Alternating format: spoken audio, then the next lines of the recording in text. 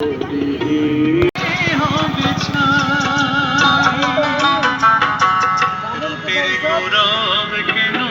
প্রয়োজন করবে তখন কাছেই পাবেন না। আমরা এই পাবো না, এটা গীতার সাথে উপহার। গীতা বইটা নিয়েছে, গীতা জয়ন্তী, গীতার সাথে উপহার। দান করতে হয়, প্রচার করতে হয়। আপনারা কোথায় থেকে এসেছেন? আমরা মায়াপুর থেকে এসেছি। হরে কৃষ্ণ। হ্যাঁ, আপনাদের সংস্থার নাম কি? ইস্কন মন্দির। আচ্ছা, আগেও এসেছেন এখানে? আমরা প্রত্যেক বছর আসি। মানে এখানে কবে থেকে আছেন? এখানে এসেছি 2 দিন হয়ে গেল। 2 দিন থেকে করছেন। আর কতদিন থাকবেন? আরও 3-4 দিন থাকবে। এর আগেও এসছেন তো?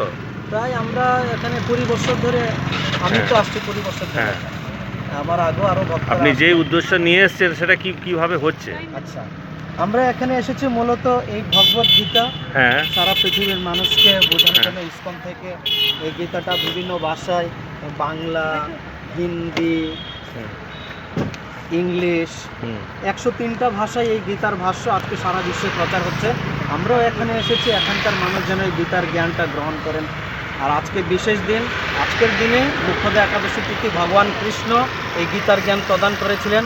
এই জন্য আজকে আমরা সবাইকে অনুরোধ করছি আজকের দিনের জন্য আপনারা গীতার একটা শ্লোক হলেও বাড়িতে অধ্যয়ন করেন, কাউকে গীতা পাঠ করে শোনান, আপনি নিজে অধ্যয়ন করুন, গীতা দান করুন, গীতা ক্রয় করুন। আজকের দিনটা বিশেষ কৃপা পাওয়ার দিন। আর কতদিন থাকবেন এখানে? আমরা এখান থেকে সম্ভবত রবি বা সোমবার দিন বেরিয়ে যাই। আচ্ছা, আর সকাল কটা থেকে এখানে গাড়িটা থাকে এখানে? 10টার দিকে আমরা চলে আসি। আচ্ছা, বিকাল 5টা, 5:30 পর্যন্ত। আপনি একেলা না আরও কেউ আছে? আমরা এখানে 8 জন এসেছি। আচ্ছা আচ্ছা, দাদার ফেসটা একটু দেখি। আপনি ঘুরে যান একটু দাদা। দেখুন, আপনার নাম কি? আমরা ইসকন মায়াপুর থেকে এসেছি। নাম কি আপনার? সুরভি কুঞ্জ নিতাই। এর আগেও এসছেন আপনি? ওই যে